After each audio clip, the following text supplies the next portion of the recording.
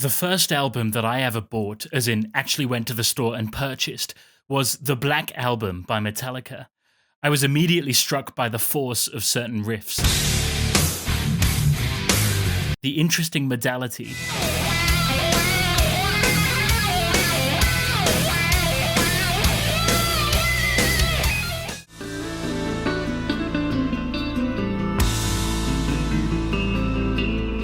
the use of contrast for expressive effect.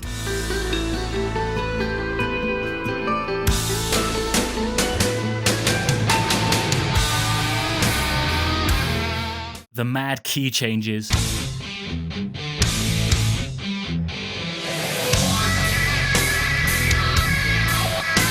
And most of all, by the sheer power of Kirk Hammett's guitar solos.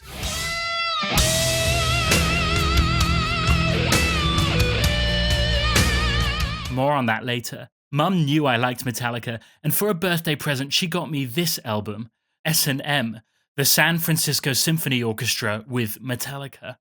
So at the time, I liked some film music, but I wasn't really into classical music, and I thought, why would they dilute heavy metal's edge with a boring, old-fashioned orchestra?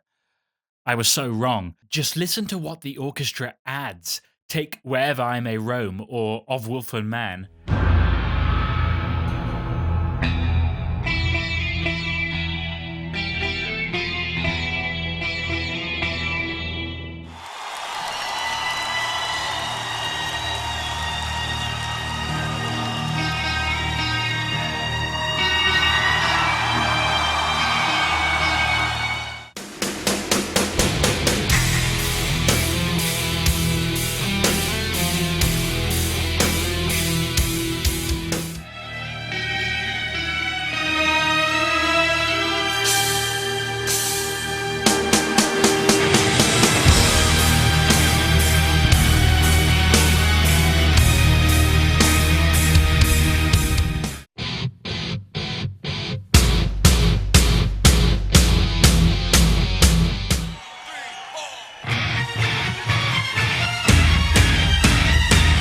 Take their song One, for example. It starts like this.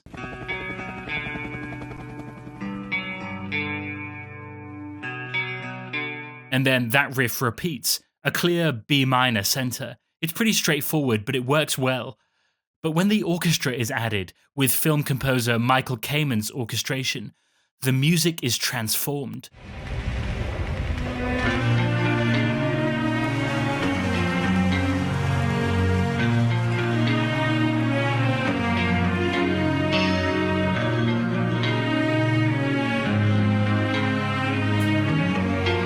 There's a new life to it, and suddenly these first few bars are telling a story. And this whole track is worth listening to. When the final famous guitar solo comes, it feels like it's this intense climax of all the blood, sweat, tears, and painful effort that has preceded it. It feels earned, and so the expressive payoff is huge.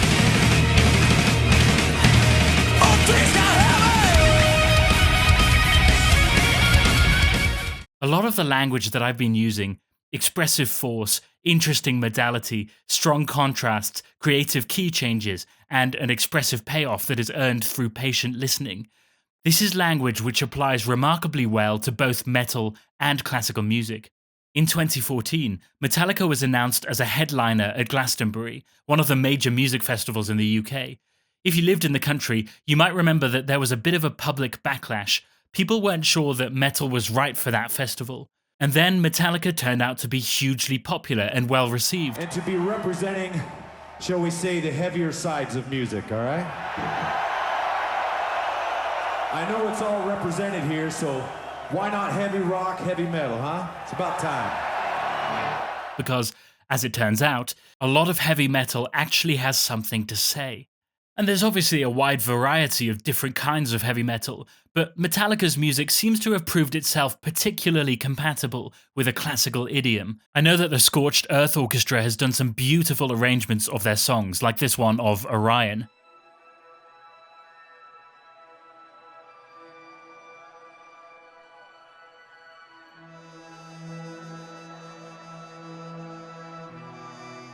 Something spiked my interest in this topic again recently. It was this video by Connor Gallagher playing Movement 2 of Shostakovich's 8th String Quartet.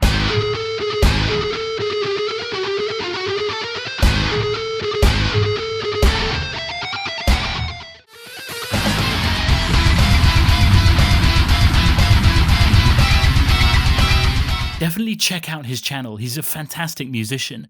But transcribing this music to metal seems to work so damn well.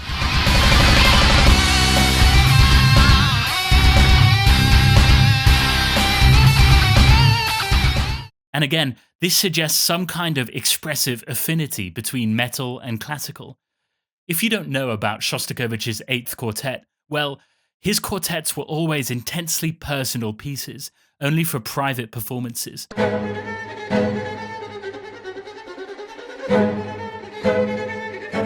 Shostakovich was writing music under the regime of an extremely oppressive dictator.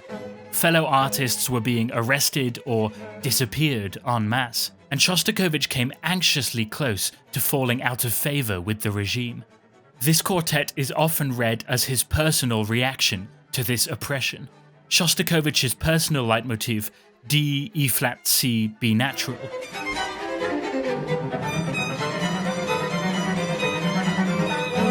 which in Russian is spelt as DSCH, or Dmitri Shostakovich, appears everywhere in this piece. So this seems to be all about his personal suffering. He writes in letters that he gushed tears while composing and listening to this quartet, and he said to close friends that this would be his last work, hinting at his intention to commit suicide. It's hard to imagine just how much he hated having the Soviet Union closing in on him and his works.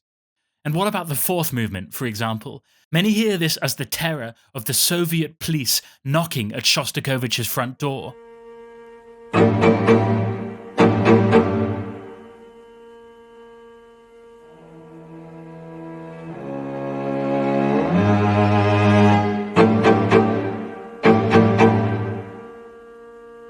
This is pretty hardcore, and I think in some ways it's best left as a string quartet. And yet, Connor Gallagher was pretty canny when he realized how well the music itself transcribes to metal. The harmonic and rhythmic language seems to carry so much expressive force behind it, whether it's played by strings or by Connor on his guitars. The expressive intensity is carried within the notes and within the rhythm. Simply put, it's an extremely high-quality composition. For me, it was always the Rite of Spring by Stravinsky that had a real affinity with metal. This moment, for example, the Spring Rounds, starts with this bird song.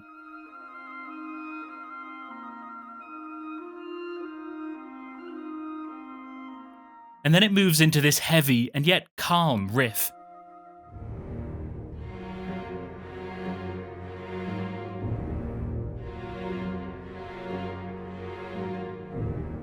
And then suddenly,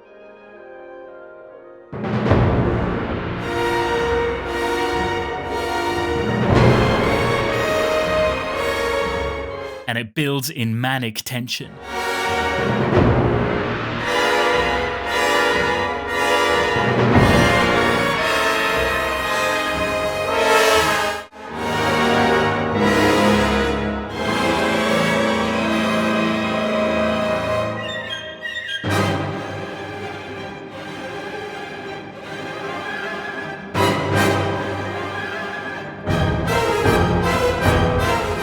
There are other moments like this too, all the way throughout the Rite of Spring. By the way, if you want to get access to the Rite of Spring full score and all the instrumental parts, as well as an incredible selection of sheet music including a whole bunch of rock, metal and classical, then stick around at the end of the video to hear about Encoder.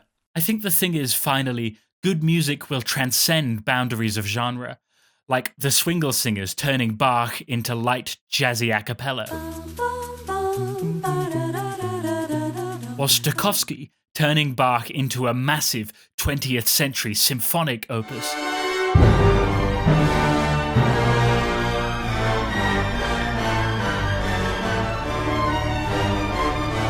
Or indeed, Connor Gallagher turning Shostakovich into metal.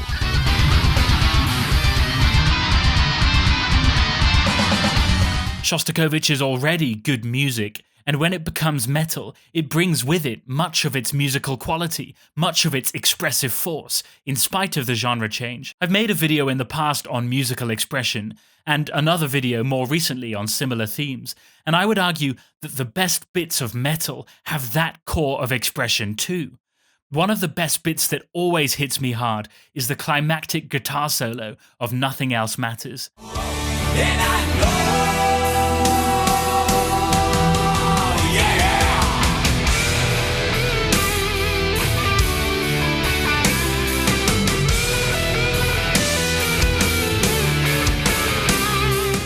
You should have a listen to the whole song if you don't know it. It's so powerful. But I don't think that that mode of expression, embodied in that guitar solo, is so different from, say, a moment of expression in a classical piece.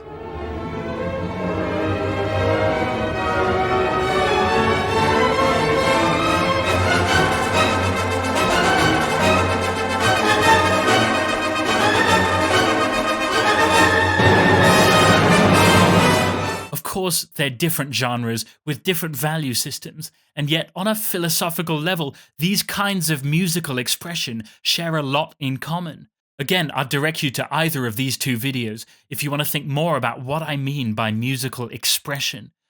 My point is that these two genres, in some sense, have more in common on an expressive level than you might think. Connor's videos are a testament to that. And while the two different styles of music branch off in very different directions, I think that ultimately, truly high-quality, expressive music has the ability to cross or even transcend the boundaries of genre that we normally use. So here's something that you'll love, whether you're a classical player, a metalhead, or both. It's called Encoder, that's N-K-O-D-A. It gives you access to a huge bank of sheet music, tens of thousands of works from over 100 publishers, right on your tablet, laptop, or phone. It's extremely intuitive to use. I can type in metal, and look, they've got a pre-made metal playlist. And there we go, right at the top is a Metallica song. And once I'm in, I can highlight, annotate, and mark up my music. It's a subscription app, and they're currently offering free trials, so definitely check that out if you're a player, performer, or just love studying music. It really is a fantastic collection. You can find it at encoder.com. That's Nkoda.com. If you want to have a visit to my Patreon page, I'm doing a Patreon-exclusive new series on dissecting scores, where I go through my method for dissecting and for studying scores of music. And we'll be looking deep into some Wagner operas as well. There'll also be behind-the-scenes footage, early access to content, Q&As, that kind of thing. So have a visit if you're interested. Your support really does mean a lot, especially when my videos get demonetized for using musical examples. Again, thank you for watching, and I hope to see you soon.